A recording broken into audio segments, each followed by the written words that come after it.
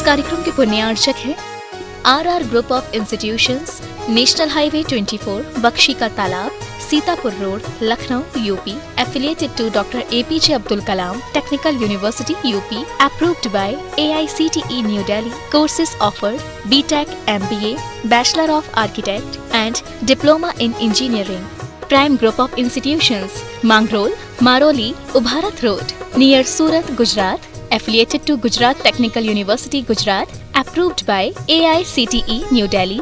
Courses offered: BTech and Diploma in Engineering. माता पिता श्रीमान रूपचंद जी, कमला जैन, दिनेश जैन, रेखा जैन, दिवेश जैन, दिशा जैन, गंगवाल परिवार, प्रवासी मुंबई, निवासी ब्यावर, भ्राता परिवार राजेश जैन, अर्चना जैन, रूपल जैन, बेटी दामाद नेहल जैन, श्रेय जैन, निवासी आबू धाबी, भ्राता परिवार नरेश जैन, प्रियंका जैन, नैविद्या जैन, नवधा जैन, निवासी भीलवाड़ा, श्री घीसा लाल जैन झांझरी, एडवोकेट श्रीमती कला देवी जैन झांझरी, श्री राजेश जैन झांझरी, अपर जिला न्यायाधीश श्रीमती नीलम जैन झांझरी, अनुष्का जैन झांझरी, ऐश्वर्या जैन झांझरी, श्रीमती रेणु जैन, श्री संदीप जैन, ईशान जैन, रिया जैन, भीलवाड़ा, राजस्थान।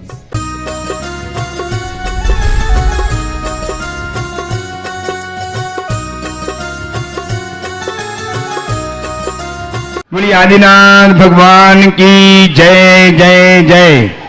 संत श्रवणी आचार्य भगवान विद्यासागर जी महाराज की, परम पूज्य गणायतन प्रेता महामना मुनिलाल प्रमाण सागर जी महाराज की, परम पूज्य अरहंत सागर जी महाराज की, शाश्वत सिद्ध शिखर जी की।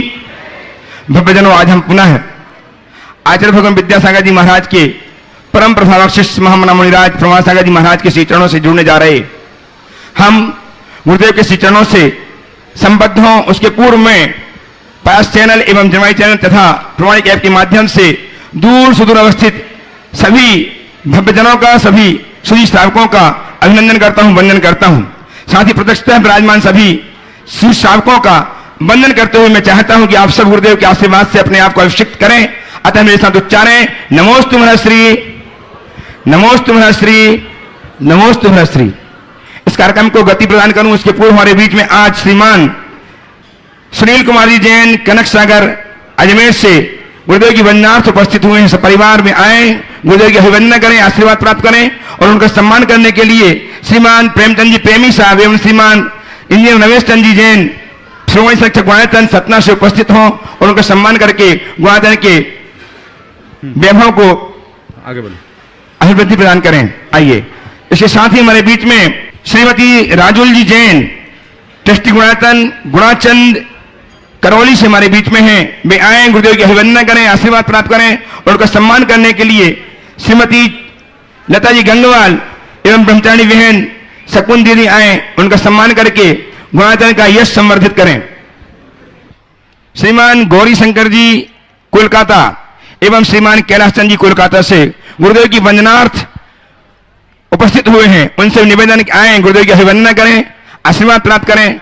कानपुर से श्रीमान संदीप जी शोभा जी जैन श्रीमती परमेश्वर देवी के साथ उपस्थित हुए हैं गुरुदेव की वंदनार्थ। गुणायतन के ट्रस्टी में आए, अभिवंदना करें, आशीर्वाद प्राप्त करें और उनका सम्मान करने के लिए दुबई से श्रीमान शैलेंद्र कुमार जी जैन, ट्रस्टी गुणायतन एवं श्रीमान सुनील जी जैन CFO देहरादून, ट्रस्टी गुणायतन वे आए और उनका सम्मान करके गुणायतन की यश को संवर्धित करें। आज प्रथम प्रश्न के लिए मैं आमंत्रित कर रहा हूं श्रीमान कपूर चंद जी जैन, संपादक जैन गजट गुवाहाटी। वे अपने परिवार के साथ उपस्थित हों और प्रश्न प्रस्तुत करके समाधान प्राप्त करें। तैयार हैं श्रीमान अरविंद कुमार जी, श्रीमती किरण जी जैन, बैंक वाले, अयोध्या नगर, भोपाल। परम पूज्य महामुनिराज प्रमाण सागर जी महाराज के चरणों में त्रिबार नमोस्तु निवेदन करता हूँ। परम पूज्य अरहंत सागर जी महाराज के चरणों में त्रिबार नमोस्तु निवेदन करता हूँ। महाराज श्री, कुछ दिन पहले मैं आचार्य अमरचंद्र द्वारा लिखित समय सार कलश का अध्ययन कर रहा था। उस ग्रंथ में पाप और पुण्य के बारे में एक बहुत ही विचित्र गाथा मैंने पढ़ी। उसके बारे में मुझे कुछ शंका हुई, तो मैं उसी शंका का समाधान आपसे चाहता हूँ। पहले मैं गाथा पढ़ के सुनाता हूँ आपको। उस गाथा में लिखा है, एको दुरात त्यजति मदिराम ब्राह्मणत्व अभिमानात् एको दुरात त्यजति मदिराम ब्राह्मणत्व अभिमानात् अन्य स्वयं अहमिति स्नाति नित्यं तयेव द्वोपि एतो उदरात् निर्गतो शूद्रिकाया शूद्रोऽपि च भ्रमति संसारे जाति भेद भ्रमेण। गाथा में महाराज जी लिखा है कि एक शूद्र स्त्री के 2 पुत्र पैदा हुए, एक साथ 2 पुत्र पैदा हुए। एक पुत्र को ब्राह्मण ले गया और जिसको ब्राह्मण ले गया वह कहता था कि मैं तो ब्राह्मण हूं, मैं शराब को कैसे पी सकता हूं, मैं शराब को हाथ ही नहीं लगाऊंगा। और दूसरा जो शूद्र स्त्री के घर में रहता था वह दिन रात शराबी पीता रहता था, जैसे लगता हो कि शराब में स्नान कर रहा हो। दोनों ही ब्राह्मण, दोनों ही शूद्र थे, क्योंकि दोनों ही जाति भेद के भ्रम से संसार में भ्रमण कर रहे थे। एक तो बोलता था कि मैं ब्राह्मण हूं, एक बोलता था कि मैं शूद्र हूं, हालांकि दोनों ही शूद्र है। तो जो ब्राह्मण है उसको हम लोग कहते हैं, उसको महाराज जी कहता है वह पुण्य है, और जो शूद्र है वह पाप है। तो दोनों को ही एक शूद्र स्त्री के पुत्र बताए गए। तो महाराज श्री ये समझ में नहीं आया कि पाप और पुण्य एक साथ कैसे हो सकते हैं, जबकि हम पुण्य के कारण से ही हम मोक्ष में जा सकते हैं, पुण्य के कारण से ही अरिहंत भगवान बनते हैं। पुण्य फला अरिहंता बोलते हैं कि पुण्य फला अरिहंता, पुण्य के कारण से ही मुनि महाराज बनते हैं। तो पुण्य और पाप एक साथ एक ही शूद्र स्त्री के पुत्र शूद्र स्त्री के पुरुष वो भी कैसे हुए, मेरे समझ में नहीं आया। इसका समाधान कीजिए महाराज श्री। बहुत ही अच्छा सवाल आपने किया है, और इस संदर्भ में आप बैठ जाएं, आराम से वहीं बैठ जाएं। मेरे समझ में ये जो बात कही गई, यदि इसके पीछे छिपे आशय को हम समझ लें तो इस बात में कुछ भी असंगत नहीं, और इसके आशय को ठीक तरह से न समझने पर बड़ा गड़बड़। यहाँ एक शूद्र स्त्री के 2 पुत्र के रूप में पुण्य और पाप को निरूपित किया गया है। ये बात यथार्थ है कि पुण्य हो या पाप है तो दोनों कर्म, पुण्य भी कर्म है, पाप भी कर्म है, और कर्म विजाती है, सजाती नहीं। तो कर्म सामान्य की दृष्टि से देखा जाए तो पुण्य और पाप दोनों समान हैं, लेकिन जब हम विशेष को देखते हैं तो दोनों में काफी भिन्नता दिखाई पड़ती है। जिन अमृतचंद जी आचार्य का आपने उल्लेख किया, उन्होंने ही अपनी कृति तत्वार्थ सार में पुण्य और पाप का विश्लेषण करते हुए बड़ा अच्छा कथन किया है। उन्होंने लिखा, हेतु कार्य विशेषाभ्याम विशेष स्यात् पुण्य पापयोः, हेतु शुभाशुभौ भावो कार्ये च सुखासुखे। हेतु और कार्य की भिन्नता से पुण्य और पाप में भिन्नता है। पुण्य और पाप का हेतु शुभ और अशुभ भाव है, और पुण्य और पाप का कार्य सुख और असुख है। ये दोनों अलग अलग है।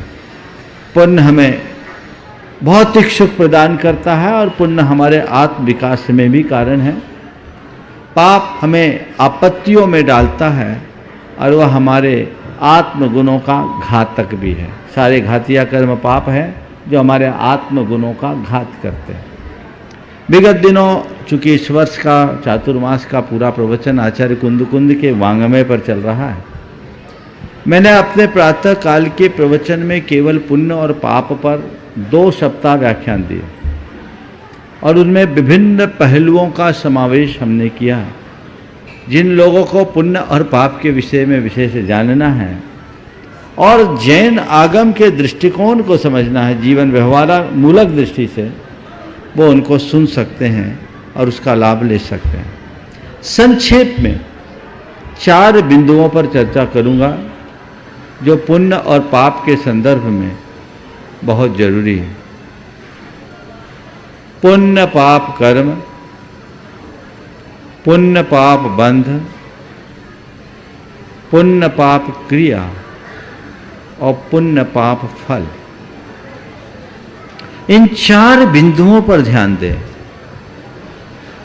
पुण्य पाप बंध है, पुण्य पाप कर्म। सबसे पहले पुण्य और पाप कर्म ये सामान्य है, क्योंकि दोनों कर्म है, पुण्य भी कर्म है, पाप भी कर्म है। पुण्य पाप बंध का जहां तक सवाल है, तो पुण्य विशुद्धि से बंधता है और पाप संक्लेश से। मोक्ष मार्ग उत्तरोत्तर भाव विशुद्धि का नाम है। हमारे गुणस्थानों की विशुद्धि जो जो बढ़ती है, तो हमारे पुण्य की वृद्धि होती है, पुण्य का बंध होता ही है, क्योंकि विशुद्धि है इसी का नाम। साताधिक शुभ कर्मों के बंध योग परिणाम को विशुद्धि कहते हैं। हम न चाहें तो भी पुण्य बंधेगा ही बंधेगा। कोई ये कहे कि मुझे पुण्य नहीं बांधना, तो ये उसकी भूल है। तुम न चाहोगे तो भी पुण्य तो बंधेगा ही। छपक श्रेणी में आरूढ़ मुनिराज भी, जिन्हें अंतर मुहूर्त के उपरांत केवल ज्ञान होना है, वे भी हर पल उत्तरोत्तर अनंत गुनी विशुद्धि के बल पर पुण्य का बंध करते ही जाते हैं, और सर्वोत्कृष्ट पुण्य का बंध 10वें गुणस्थान के अंतिम समय में करते हैं, तब केवल ज्ञान होता है। तो पुण्य पाप बंध, विशुद्धि होगी, पुण्य बंधेगा, संक्लेश होगा, पाप कोई रोक नहीं सकता। और मोक्ष मार्ग में वो उपदेश विशुद्धि को अपनाने का है, संक्लेश से बचने का है ना। तो हम अपने आप को विशुद्ध बना ले, विशुद्धि से तो पुण्य बंधेगा, तो संक्लेश करके पाप बांध लो। हमें पुण्य नहीं चाहिए, ठीक है नहीं चाहिए, लेकिन वो आ रहा है, तुम उसकी तरफ देखो मत, वो आएगा, वो बंधेगा। तुम्हारे चाहने न चाहने से कुछ नहीं होगा। पुण्य बंधेगा तो बंधेगा, समझ गए। अब पुण्य पाप क्रिया, पुण्य पाप कर्म दोनों समान है। पुण्य बंध से बचने में हमारा कोई पुरुषार्थ नहीं। अगर हम कोई पुरुषार्थ करते हैं तो पाप बंध के भागी होंगे, इसलिए पुण्य के बंध से मत डरना। पुण्य तुम्हारे लिए कहीं नुकसान पहुंचाएगा ही नहीं। एक सिद्धांत की बात इसमें और बोलता हूं। आगम में एक धवला में एक प्रसंग आया कि अयोग केवली के जीवन में पुण्य का सर्वोत्कृष्ट अनुभाग बंध क्यों, साता वेदनी का। कहा रे, जब उन्होंने मोहिनी कर्म का क्षय कर दिया, बाद में समुद्घात कर दिया, सब कर्मों की स्थिति को गला दिया, तो थोड़ा पुण्य को भी गला देते। तो क्या उत्तर दिया? बड़ा मनोवैज्ञानिक उत्तर दिया। उन्होंने कहा, सम्मा दिट्ठी पसत्थ कम्मान अनुभागम न हनदी, कि सम्यक दृष्टि जीव पुण्य कर्मों का घात नहीं करता। क्यों नहीं करता? तो उसका उत्तर बड़ा समझने लायक है। उन्होंने कहा कि पुण्य का घात करने के लिए संक्लेश चाहिए। क्या चाहिए? अब पुण्य का घात करने के लिए संक्लेश चाहिए। जब संक्लेश करोगे तो पुण्य का घात होगा, तो इधर पुण्य का घात होगा, पाप का बंध होगा। ऐसा कौन सम्यक दृष्टि चाहेगा कि पुण्य का घात करने के लिए पाप का बंध करे? नहीं। इसलिए आखिरी समय तक पुण्य हमारे साथ जुड़ा रहता। बंध जहां तक होता सत्ता में भी पड़ा रहता, उसे हाथ नहीं लगाया जाता। वो तो जली हुई रस्सी के समान अपने आप चला जाता है। पाप को काटना पड़ता है, पुण्य अपने आप चला जाता है। हाँ, निर्जरा पाप की होगी। पुण्य का अनुभागघात होगा ही नहीं, होगा तो संकलेश करना पड़ेगा और संसार बढ़ेगा। अब तीसरी बात, चौथी बात, पुण्य पाप फल, पुण्य पाप क्रिया। तीसरी बात, पुण्य और पाप की क्रिया को कभी समान मत मानना। आप लोगों के लिए जो नीचे की भूमिका में हैं, उनके लिए पुण्य की क्रिया धर्म स्वरूप है और पाप की क्रिया अधर्म रूप है।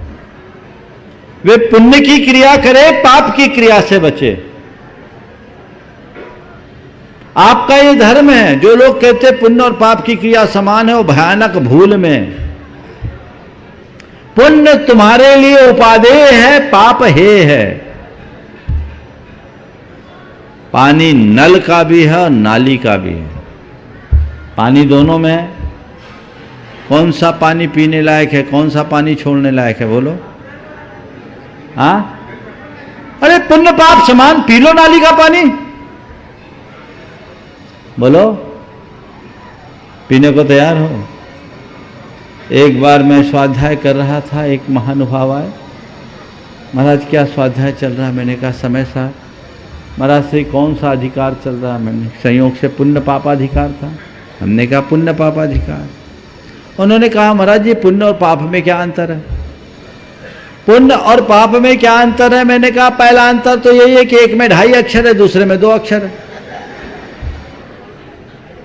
पुण्य पाप में क्या अंतर है? एक में 2.5 अक्षर है, दूसरे में 2 अक्षर। नहीं महाराज निश्चय से। तो मैंने कहा निश्चय से पूछो तो निगोदिया जीव और सिद्ध परमात्मा में कोई अंतर नहीं है, पर कल से निगोदिया की मूर्ति मत पूजने लगना। जो जिसके लायक है उसको वैसे ही देखना। निचली भूमिका में पुण्य और पाप की क्रिया अलग अलग है, लेकिन जो पाप से मुक्त हो गया उसके लिए पुण्य भी एक प्रवृत्ति है, उसे पुण्य से भी ऊपर उठना है। आत्मा में डूब जाने वाले के लिए पुण्य और पाप की क्रिया समान है, और नीचे की भूमिका में जीने वाले के लिए पाप हेय है, पुण्य उपादेय है। ये दृष्टिकोण अपनाओ। अरे पुण्य है, पुण्य है, सुनने में बड़ा अच्छा लगता है।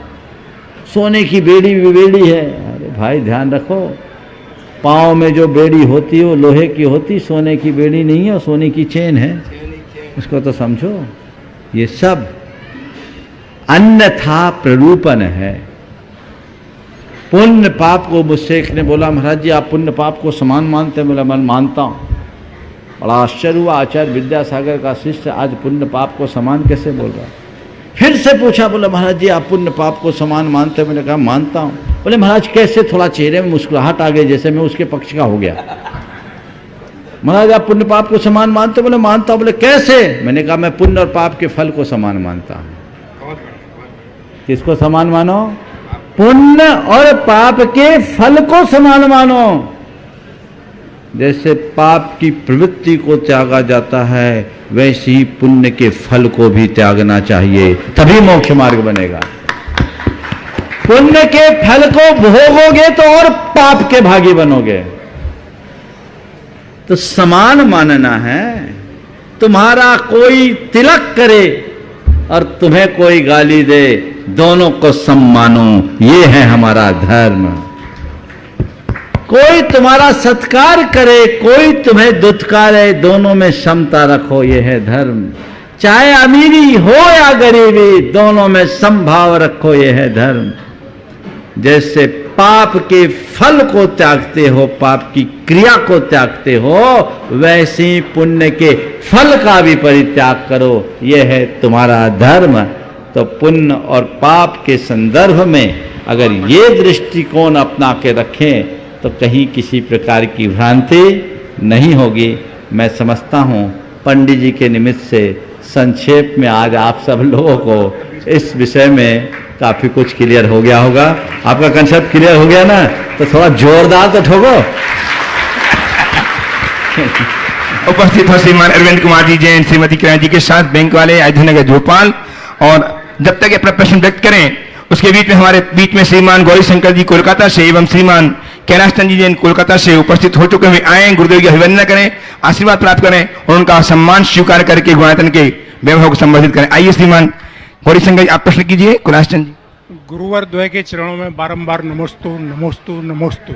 अरविंद जैन, अयोध्या नगर, भोपाल। गुरुवर, मेरे को एक शंका छोटी सी है, प्रशंसा और आत्म प्रशंसा में मूलभूत अंतर क्या है और वो कौन होते हैं जो प्रशंसा से प्रभावित नहीं हो पाते हैं? प्रशंसा और आत्म प्रशंसा में क्या अंतर, और वह गुण क्या है जिससे हम, वह कौन है जो प्रशंसा से प्रभावित नहीं होता? देखिए, किसी के गुणों का आख्यापन कोई दूसरा करे तो वो प्रशंसा है, और अपने गुणों का बखान हम अपने मुख से करें तो आत्म प्रशंसा है। पर के द्वारा की गई प्रशंसा यश है, और अपने मुंह से की गई अपनी प्रशंसा एक बड़ी दुर्बलता है। आत्मख्यापन की वृत्ति से मनुष्य को बचना चाहिए। यदि मेरे कोई दूसरे प्रशंसा करते हैं तो वो मेरा गुण है, और मुझे अपनी बड़ाई खुद अपने मुंह से करनी पड़ती है तो ये मेरा दोष है। ऐसा कौन है जो आत्म प्रशंसा से, प्रशंसा से, पर की प्रशंसा तो करना चाहिए हमेशा। आत्म प्रशंसा से दूर कौन है? जो आत्म साधक है वो आत्म प्रशंसा से दूर रहते हैं। सब कुछ करते हुए भी कभी अपने मुंह से अपनी बात नहीं करते। उपस्थित हो श्रीमान सुनील कुमार जी जैन कनक सागर, और सम्मान स्वीकार करें श्रीमान गौरीशंकर जी कोलकाता से। श्रीमान कैलाश जी अपने पूरे के साथ आए और सम्मान स्वीकार करें। सम्मान करने के लिए उपस्थित हो श्रीमान सुनील जी CFO, श्रीमान शैलन जी जैन दुबई दिल्ली ट्रस्टी गुणायतन, श्रीमान संतोष जी चौधरी मालथोन से ट्रस्टी गुणायतन उपस्थित हैं। वे भी आए, गुरुदेव की अभिवंदना करें, आशीर्वाद प्राप्त करें और सम्मान स्वीकार करके गुणायतन की यश को संवर्धित करें। श्रीमान संतोष जी चौधरी मालथोन, आइए संतोष जी सम्मान श्रीमान शरण जी, और सुनील जी आप ही कर दीजिए। सुनील जी आइए। और सुनील जी जैन कनक सागर अजमेर, जिन्होंने अपने चातुर्मास के दौरान, अजमेर चातुर्मास के दौरान अपना सर्वस्व लगा दिया। तालियां बजाकर अभिनंदन करें श्रीमान सुनील कुमार जी जैन कनक सागर का। अजमेर पूरी होटल को, अपनी होटल को धर्मशाला बना करके दे दिया जिन्होंने सुनील कुमार जी। ऐसे व्यक्तित्व आज यहाँ गुरुदेव के दर्शनार्थ पधारे हैं, इनका बहुत बहुत साधुवाद। और तैयार रहेंगे नमी जैन, नमी गंगवाल गया बिहार से, पौत्र लता जी गंगवाल मंत्री गुणायतन। मेरा और मेरे परिवार की ओर से आपके चरणों में नमन। मेरा आपसे सवाल है कि मेरे जीवन का मकसद क्या है और मैं कैसे इसे पता करूं? देखिए, ये सवाल तो खुद से पूछना चाहिए, दूसरे से नहीं। मैंने अपने जीवन के विषय में क्या सोच रखा है, मुझे वो देखना है। हर व्यक्ति का अपना अपना मकसद होता है, अपना अपना गोल होता है, और उसी को टारगेट बनाकर वो व्यक्ति चलता है। आप मुझसे पूछो कि व्यक्ति के जीवन का मकसद क्या होना चाहिए, तो मैं तो ये कहूँगा कि हमें हमारे जीवन का एक ही मकसद रखना चाहिए, वो है जीवन की सार्थकता। अब सवाल है कि जीवन की सार्थकता हम किस में माने? जीवन की सार्थकता हम किस में माने? हर व्यक्ति अपने जीवन को सार्थक अलग अलग तरीके से मानता है। दुनिया में जीना, पढ़ लिख जाना, अच्छा नाम कमाना, अच्छा पैसा पाना, समाज में स्थान बना लेना, इसे ही लोग अपने जीवन की सार्थकता के रूप में देखते हैं। पर मेरे देखे ये शायद भूल है, ये हमारे जीवन की उपलब्धि नहीं है। जीवन को पाकर जीवन मूल्यों को आत्मसात करना, अपने जीवन के दोषों और दुर्बलताओं को दूर कर जीवन को निखार लेना ही मेरी दृष्टि में जीवन की सार्थकता है, जो धर्म पथ पर, संयम के मार्ग पर चल करके ही संभव। धन्यवाद। नमी जैन, और तैयार हैं डॉक्टर श्रीमान अनिल जी, सरिता जी, अमरपटन से ट्रस्टी गुणायतन। नमोस्तु महाराष्ट्री। महाराष्ट्री, एक आध दिन पहले मेरे छोटे भाई के दोस्त लोग आए थे जो कि नॉन वेजिटेरियन थे। तो मम्मी ने उन्हें डिस्पोजल प्लेट में खाना खिलाया। तो मैंने मम्मी से पूछा कि मम्मी ऐसा भेदभाव क्यों, अलग क्यों? तो मम्मी ने कहा क्योंकि वो नॉन वेजिटेरियन है। पर महाराष्ट्री, मेरा ये प्रश्न है कि कोई वेजिटेरियन होटल में भी नॉन वेजिटेरियन लोग भी तो खाना खाने आते हैं, तो हम लोग भी तो उनके साथ खाना खाते हैं, तो क्या इसमें दोष है? क्या बाहर खाना भी अनुचित है वेज होटल में? देखो, मैं तुमसे पूछता हूँ, ये वेज और नॉन वेज की बात तो जाने दो। अगर मुझसे पूछो तो होटलों में जहाँ खाना बनता है एक बार झांक के आ जाओ तो शायद खाने की इच्छा नहीं होगी। समझ गए? शुद्धता और अशुद्धता का हमें ध्यान रखना चाहिए। हमें व्यक्ति से भेदभाव नहीं करना चाहिए, पर अपने खान पान की शुद्धि का ख्याल पूरा रखना चाहिए। मैं एक सलाह जरूर दूंगा, लोग एक दूसरे से मित्रता निभाएं, पर खाने पीने के मामले में अपने उसूल पर दिल रहे। कई बार कई लोग बड़े उदार होते हैं, हम वेजिटेरियन हैं, तुम नॉन वेज खाते हो, तुमको जो खाना है तुम खाओ, हमें जो खाना हम खाएंगे। ये उचित नहीं, क्योंकि उसे देख देख कर हमारी ग्लानि खत्म होगी, हमारी संवेदना नष्ट होगी, वो हमारे लिए अच्छा नहीं। तो हमें अपने संस्कारों को सुरक्षित रखना चाहिए। हो सकता है तेरी माँ तेरे सामने ये व्यवहार इसलिए की हो ताकि तुम अपने खाने पीने के प्रति ज़्यादा जवाबदार बन सको, क्योंकि एक बात समझ करके चलना, माँ का भाव हमेशा अपनी संतान को अच्छे मार्ग पर लगाने का होता है। अगर माँ थोड़ी लिबरल हो जाती, यहाँ है कि नहीं है? हाँ, वो लिबरल होकर कह सकती थी ये सब चलता है, तो तेरे दिमाग में ये बात नहीं बैठती कि हमें अपने खाने पीने की लिमिटेशंस क्या रखना। समझ गए? तो ये अच्छी चीज़ है, ये होना चाहिए। ये भेदभाव की दृष्टि से नहीं, छुआछूत की दृष्टि से नहीं, अपने धर्म और संवेदना को सुरक्षित रखने की भावना से ये कार्य करने में कोई हानि नहीं। आइए श्रीमान आनंद जी, सरिता जी जैन, हमारा पटना से ट्रस्टी गुणायतन, और तैयार हैं इंजीनियर रमेश जी जैन, श्रीमती मीनी जी के संग सतना से श्रोमणी संरक्षक गुणायतन। हमारे पाटन जैन समाज की ओर से महाराज जी को सादर नमस्तु। महाराज जी, हमारा प्रश्न है, तीर्थंकर महावीर के समोसरण में महारीच का जीव उनका उपदेश सुनकर भी भटकता रहा, पर सिंह की पर्याय में दो वक्ता एवं एक श्रोता होकर उनके उपदेश को अपना उसने कल्याण कर लिया। यह कैसे हुआ है? इसी को बोलते हैं उपादान। जिस समय वो मारीच था, अहंकार में अकड़ा था, भगवान ऋषभदेव की वाणी का भी असर नहीं पड़ा, लेकिन जब शेर की पर्याय में था, श्रद्धा से भरा था, अमित गुण अमितंजय नाम के दो साधारण मुनि राजों की वाणी का असाधारण असर पड़ गया। तो मैं आप सबसे कहता हूँ, सुनते सब हैं, असर केवल उस पर पड़ता है जो श्रद्धा से भरता है। सुनते सब हैं, असर केवल उस पर पड़ता है जो श्रद्धा से भरता है। इसलिए अपने जीवन में कुछ बदलाव लाना है तो सुनने के लिए मत सुनो, श्रद्धा से भर करके सुनो, श्रद्धा से भर करके सुनो। 2 दिन पहले मैंने कहा था सुबह के प्रवचन में, आप प्रवचन मत सुनो, महाराज को सुनो। प्रवचन मत सुनो, महाराज को सुनो। मतलब आशय इतना ही था, प्रवचन को तो आप एक क्रिया मान करके सुनते हो, महाराज का काम है प्रवचन देना, हमारा काम सुनना। 1 घंटे का कार्यक्रम हुआ, आनंद लिए, चल दिए, जिंदगी हो गई ऐसे प्रवचन सुनते सुनते। ये मत सुनो। क्या करो? महाराज को सुनो, मतलब जो महाराज कह रहे उसे सुनो, अपने अंदर समझने की कोशिश करो, उतारने की कोशिश करो। जिस दिन आप प्रवचन की जगह महाराज को सुनना शुरू कर दोगे, उसी दिन आपके भीतर बदलाव आ जाएगा। तो महाराज को महाराज के रूप में नहीं, सदगुरु के रूप में देखो, और उनके वचनों को अपने लिए हितकारी उपदेश के रूप में देखो, उनका एक मार्गदर्शन मान करके देखो। जीवन में आमूल चूल परिवर्तन घटित होगा। आइए श्रीमान इंजीनियर रमेश जी जैन, श्रीमती मणि जी के साथ श्रोमणी संरक्षक गुणायतन सतना से तैयार हैं सुश्री दिशा जैन, बमिंठा से, प्रतिस्थली ललितपुर की छात्रा।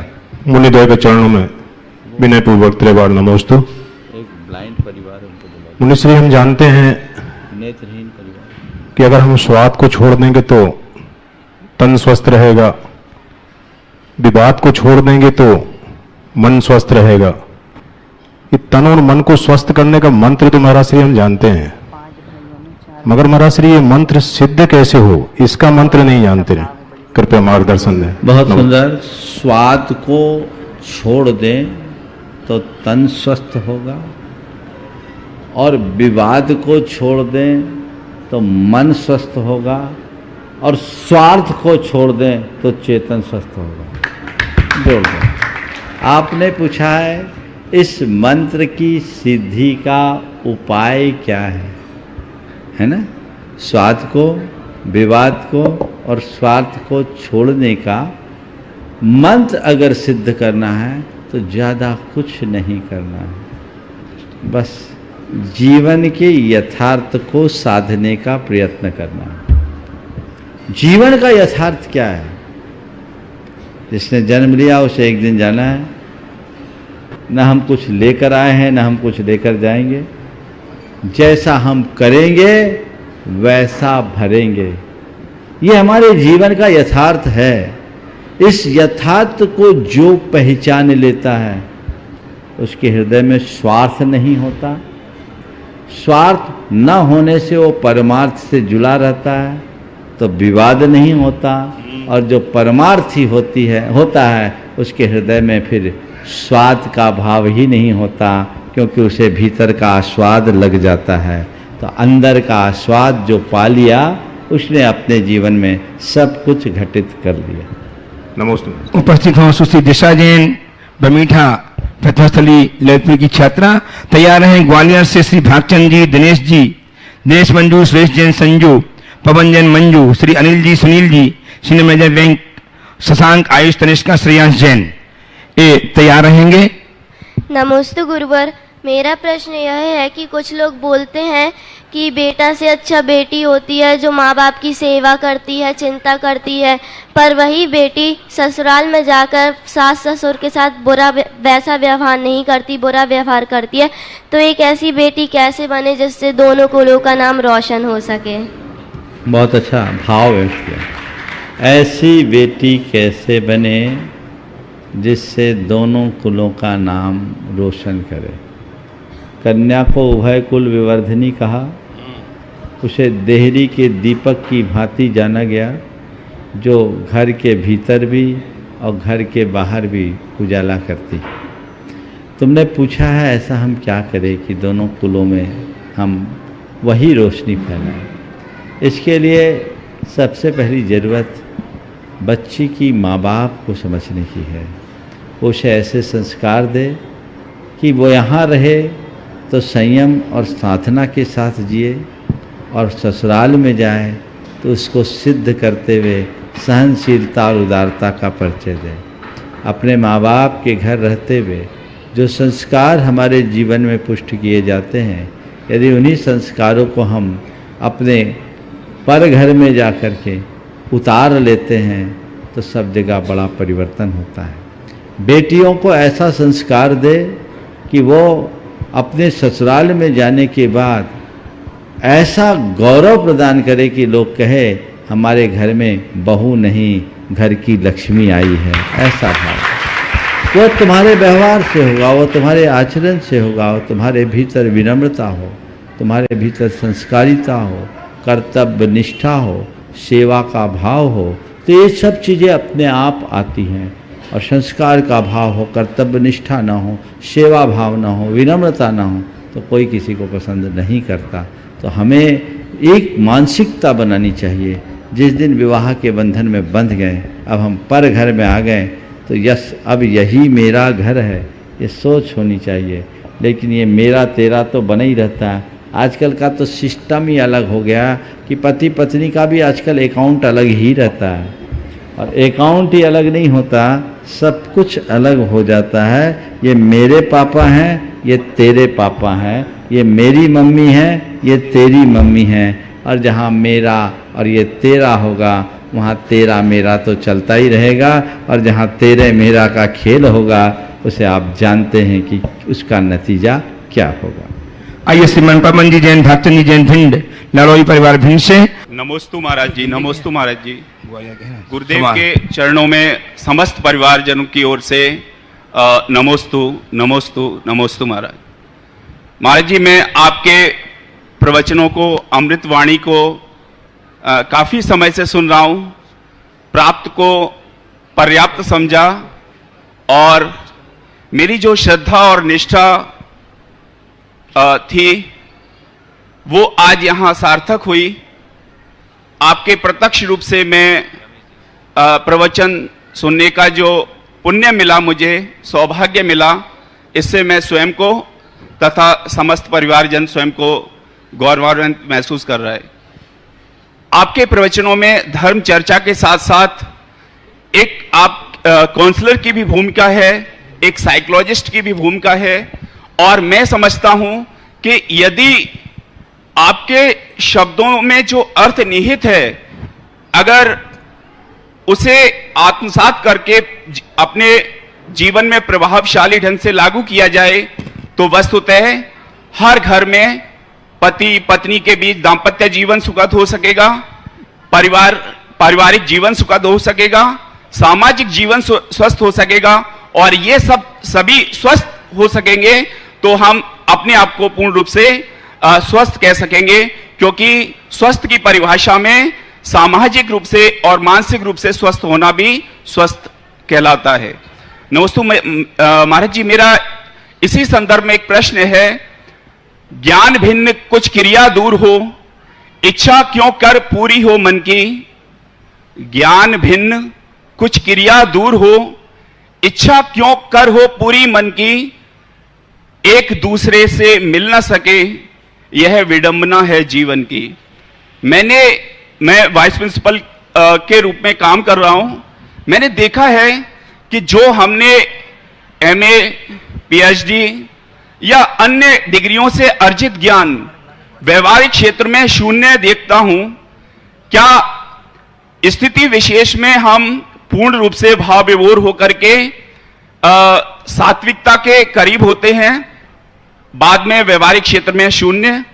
ऐसा महाराज जी क्यों, और इसे कैसे दूर किया जाए जिससे कि हम अर्जित जो ज्ञान है उसका शतशय नहीं तो 80 या 90% अपने व्यवहारिक क्षेत्र में लागू कर सकें, जिससे कि न केवल व्यक्ति का बल्कि समस्त प्राणी का जीवन सुखद हो सके।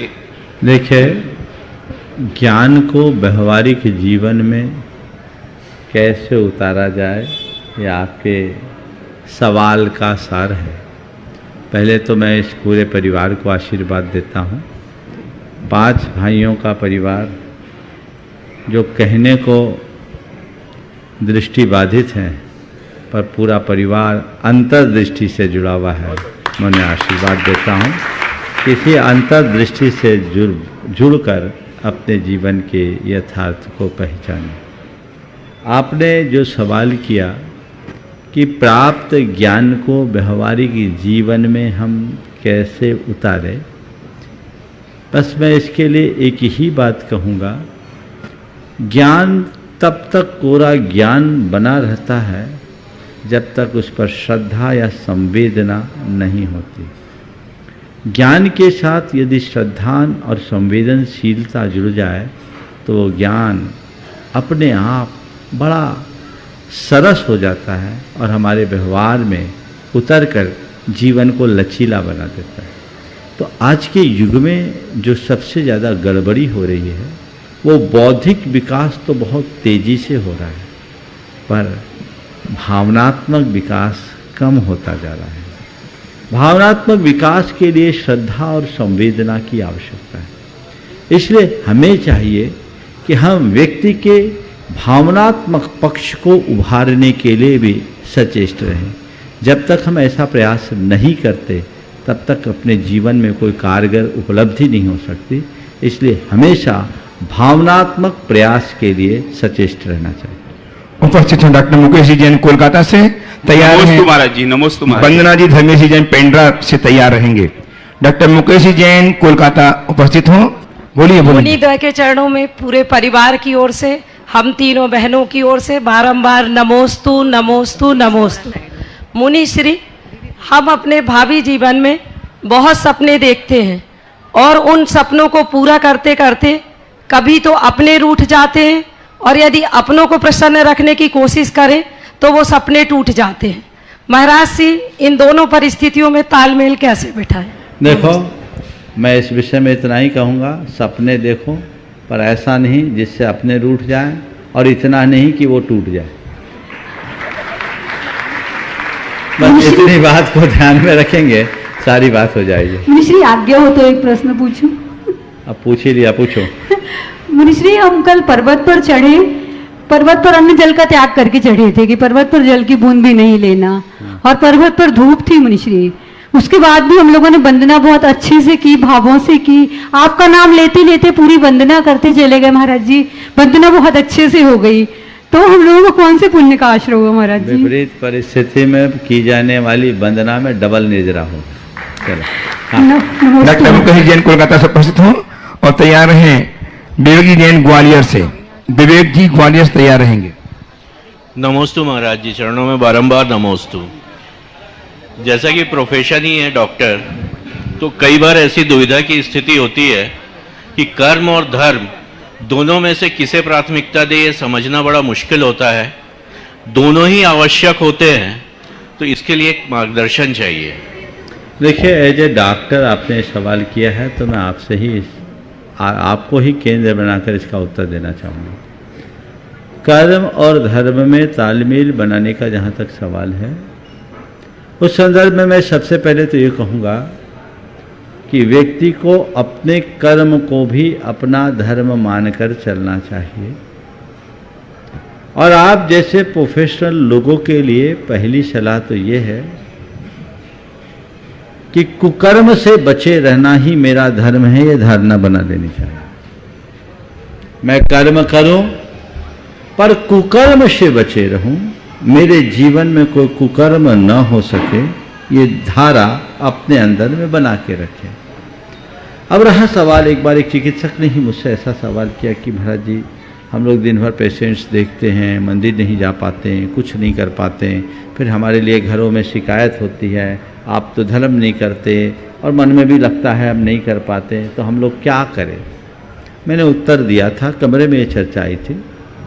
मैंने उनसे कहा कि देखिए, आप अगर आप डॉक्टर हैं तो आपका प्रोफेशन रिलेटेड जो धर्म है वो आप कीजिए, लेकिन यदि आप डॉक्टर होने के बाद यदि अपने डॉक्टरी के पेशे को करते हुए भी 8 दिन के लिए कहीं घूमने जाते हो, लोकल में कभी किसी रेस्तरां और किसी मॉल में भी जाते हो, कभी कोई मूवी देखने का मन बना करके जाते हो, तो अपना अस्पताल छोड़ के ही तो जाते हो। बोले हाँ, छोड़ के जाते हैं। तो हमने कहा जब घूमने फिरने का तुम समय निकाल सकते हो, रेस्तरां में और मॉल में जाने के लिए समय निकाल सकते हो, तो थोड़ा सा मंदिर जाने के लिए भी समय निकाल लो।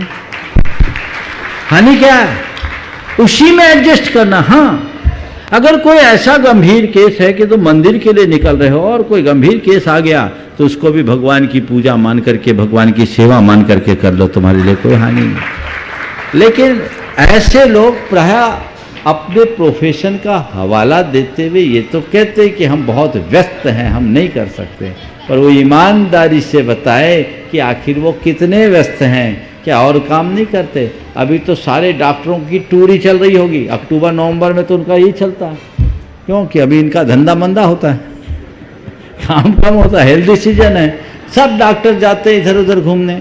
तो मैं आपसे कहता हूँ, अपने प्रोफेशनल लाइफ के साथ जितना आप अपने पर्सनल लाइफ का और फैमिली लाइफ का ख्याल करते हो, उतना ही ख्याल अपने रिलीजियस और सोशल लाइफ का भी होना चाहिए, तब जीवन धन्य होगा। एकांगी दृष्टिकोण नहीं होना चाहिए, व्यापकता से समझने पर ही सब काम ठीक होंगे। उपस्थित समाज विवेक जैन ग्वालियर से, और उसके पश्चात तैयार रहेंगे विकास जी शास्त्री। मुनिश्री के चरणों में नमोस्तु। मुनिश्री, मेरा प्रश्न प्रतिस्पर्धा से संबंधित है। आज हर क्षेत्र में प्रतिस्पर्धा बहुत हो रही है, तो प्रतिस्पर्धा का लेवल क्या होना चाहिए महाराज श्री, और उसमें जो सफल हो जाते हैं और जो असफल रह जाते हैं उनके लिए क्या संदेश आपका है? प्रशस्त करें मेरा मार्ग। प्रतिस्पर्धा, प्रतियोगिता और प्रतिद्वंदिता, आज के इस दौर में ये सब चीज़ें आम हो गई। मैं आप सबसे कहूँगा, प्रतियोगिता या प्रतिस्पर्धा हो प्रतिद्वंदिता ना हो। मैं आगे बढ़ूं इसमें कोई हानि नहीं है, पर मुझसे आगे कोई ना बढ़े ये अच्छी बात नहीं। आपने प्रतिस्पर्धा की जो सीमा रेखा खींचने की बात की है, मैं एक ही पंक्ति में कहूँगा, मैं अपनी पूरी ताकत लगाकर अपनी प्रगति करूं, पर कोई मुझसे आगे निकले तो परेशान ना हो। अगर इतना मनोभाव हम टिका के रख सकते हैं तो कोई हानि नहीं है, और यदि कोई दूसरे के निकलने से हमारे हृदय में जलन होती है तो बहुत खतरा है। आइए।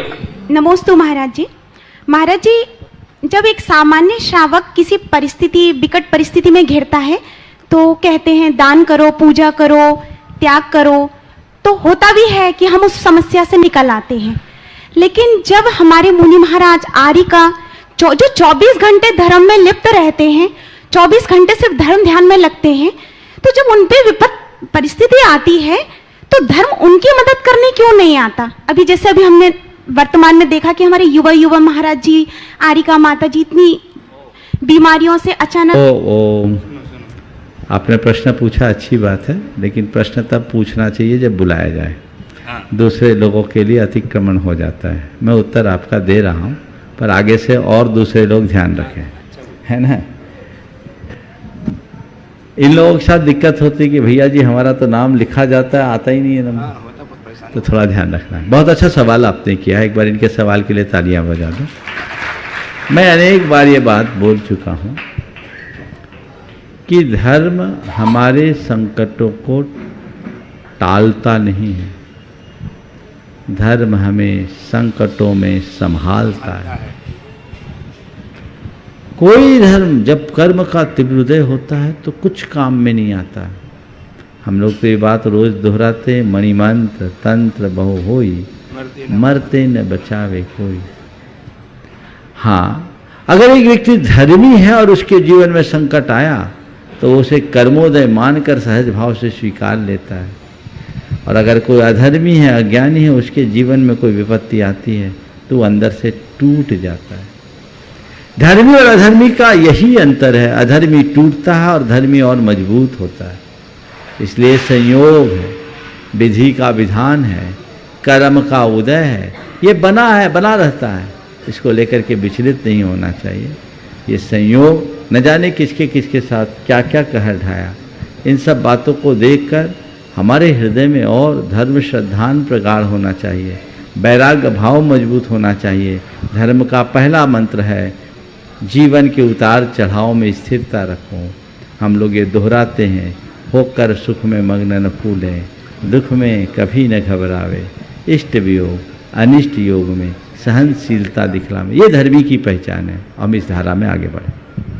आइए बंधुओं, अब चलते हैं गुणायतन का एक ऐसा अनूठा कीर्तिमान। गुणायतन मात्र एक प्रोजेक्ट नहीं, मात्र ये एक ऐसा कोई प्रोजेक्ट नहीं है जिसके माध्यम से हम देखते हैं कि जो मंदिर है, लेकिन गुणायतन क्या है? पूज्य गुरुदेव की एक ऐसी अद्भुत परिकल्पना जो जन जन का कल्याण करने वाली है। निश्चित ही एक ऐसा अनूठा आयतन गुणायतन जिसके माध्यम से आने वाले न जाने कितने वर्षों तक युग युगांतर तक जन शासन की पताका लहराएगी। मैं सीधे सीधे आज जिन लोगों ने गुणायतन से जुड़ने का एक अनूठा सौभाग्य प्राप्त किया, उनके मैं नामों की घोषणा कर रहा हूं। निर्माण निधि सदस्य के रूप में हुबली धारवाड़ से श्री भरत कुमार अनंतराम मुठ्ठीगी, इंदौर से श्री प्रेमचंद बाकलीवाल, श्री पदमचंद जी बाकलीवाल, महेंद्र बी बाकलीवाल सब परिवार, विदिशा से इंजीनियर कुमारी रोशनी जैन, श्री सुनील कुमार जैन, गुवाहाटी से स्वर्गीय गुणमाला जैन की स्मृति में श्री प्रवीण कुमार सतीश कुमार झांझरी, कोल्हापुर से प्रांजल मिठारी, संजय मिठारी और गंज बासौदा से श्रीमती इंदिरा जैन, श्री सुहागमल जैन सा परिवार को जोरदार करतल ध्वनि से अभिनंदन कीजिए, स्वागत कीजिए।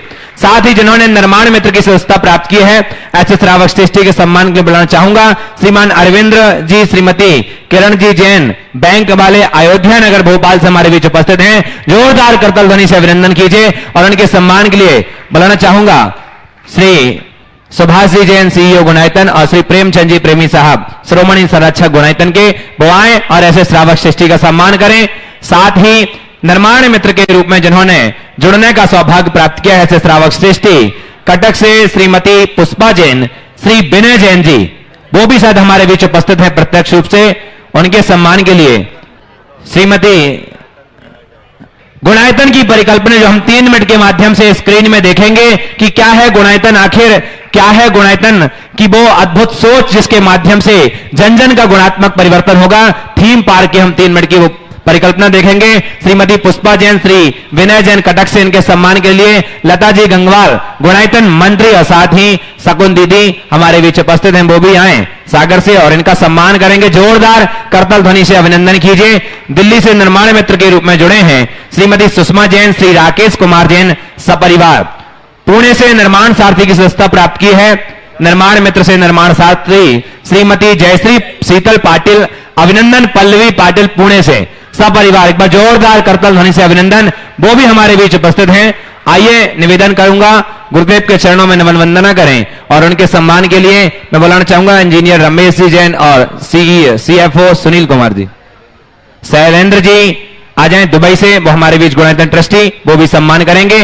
निर्माण सारथी के रूप में जुड़े हैं श्रीमती स्नेहलता जैन, श्री प्रदीप जैन जबलपुर सपरिवार। सूत्रधार के रूप में जिन्होंने जुड़ने का सौभाग्य प्राप्त किया है आज ही हमारे बीच में है श्रीमती जयश्री पाटिल, अभिनंदन पल्लवी पाटिल पुणे से, उनका सम्मान कर रहे हैं। जोरदार करतल ध्वनि।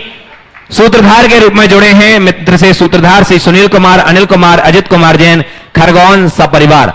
एक और निर्माण सारथी में हमारा नाम आया है श्री अभय कुमार जैन, श्रीमती मनराजा पाटनी, विजय जी कुमार, भानु कुमार, अशोक कुमार पाटनी मिस्रौली झालावाड़ से हमारे बीच उपस्थित। जोरदार करतल ध्वनि से अभिनंदन कीजिए और उनके सम्मान के लिए श्रीमती अमिता जी, अनिल जी जैन दुर्गापुर से श्रोमणी संरक्षक गुणायतन के वो आए और उनका सम्मान करेंगे शीघ्रता से।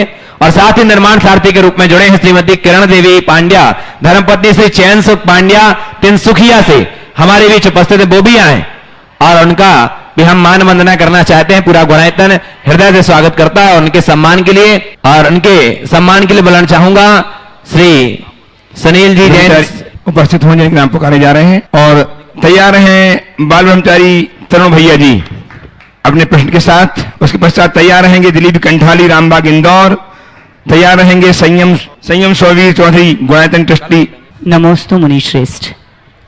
हे यतिवर, व्यक्ति दुख को दूर करने का प्रयास करता है, दोष को दूर करने का प्रयास नहीं करता।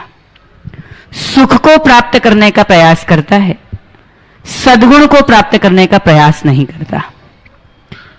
दुख दूर होने ही वाला है, सुख मिलने ही वाला है, तो हम ऐसा क्या करें कि दोष दूर कर पाएं और सद्गुणों को प्राप्त कर पाएं? ऐसा कौन सा प्रयास करना है? बहुत अच्छी बात की है। दुख को दूर करने की कोशिश करते हैं, दोषों को नहीं। सुख को प्राप्त करने की कोशिश करते हैं, सद्गुणों को नहीं। दुख तो दूर होने ही वाला है और सद्गुण तो सुख तो प्राप्त होने ही वाला है। हम दोषों को दूर करके सद्गुणों को कैसे पाएं? इसका एक ही उपाय है। यदि हम अपने जीवन में सच्चे अर्थों में सद्गुणों को प्राप्त करना चाहते हैं तो हमें चाहिए हम अपने आप को पहचानें। जो व्यक्ति अपनी आत्मा के स्वरूप को अच्छे तरीके से पहचान लेता है उसकी कोशिश हमेशा जड़ को सुधारने की होती है। हम दोष को दूर करेंगे तो दुख अपने आप दूर होगा और सद्गुणों को प्राप्त करेंगे तो सुख अपने आप होगा। दो तरह की संतुष्टि होती है। एक बच्चा रोता है तो कभी माँ उसे अपना दूध पिलाती है, बच्चा पुष्ट हो जाता है, और दूसरी ओर बच्चा रोता है तो उसे केवल निप्पल पकड़ा दिया जाता है, वो उसे चूस चूस के संतुष्ट रहता है। निप्पल ले करके वो अपने मन को बहलाता है और माँ का दूध पी करके वो अपने तन को पुष्ट करता है, मन को पुष्ट करता है। मैं आप सबसे कहूँगा, दुख को दूर करने का प्रयास करना, निप्पल लेकर मन बहलाना है और दोषों को दूर करने की कोशिश करना, माँ का स्तन पान कर जीवन को समृद्ध बनाना है। अगर हमारे दोष दूर होंगे तो दुख भी दूर होगा और दोष दूर होंगे तो सद्गुण भी प्रकट होगा। जब सद्गुण प्रकट होंगे तो हमारे लिए सुख की प्राप्ति अपने आप होगी। बिना सद्गुणों के पाया गया सुख अल्पकालिक है। दोषों के निवारण के बाद जब सद्गुणों की अभिव्यक्ति होती है तो हमारे लिए जो सुख मिलता है वो अल्पकालिक होता है। हमें कोई अच्छा कहे उससे जो सुख मिलता है वो थोड़ी देर का है, लेकिन जब हम अच्छा बनते हैं उससे जो सुख मिलता है वो दीर्घकालिक होता है। तो हमें दोषों को दूर करके सद्गुणों को प्राप्त करने की पूरी कोशिश करनी चाहिए, और दोष दूर करेंगे दुख दूर होगा, सद्गुण प्राप्त करेंगे तो हमारे लिए सुख की प्राप्ति होगी। इस प्रकार आज के इस सत्र को परम पूज्य गुरुदेव के चरणों में नमन अर्पित करते हुए मैं यहीं पर विराम दे रहा हूँ।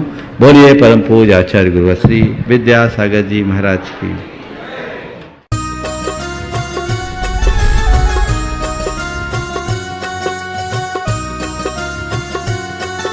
इस कार्यक्रम के पुण्यार्चक थे R group of institutions, national highway 24, Bakshi ka Talab, Sitapur road, Lucknow UP, affiliated to Dr. APJ Abdul Kalam Technical University UP, approved by AICTE New Delhi. Courses offered: BTech, MBA, Bachelor of Architect and Diploma in Engineering. Prime Group of Institutions: Mangrol, Maroli, Ubharat Road, near Surat, Gujarat. Affiliated to Gujarat Technical University, Gujarat. Approved by AICTE New Delhi.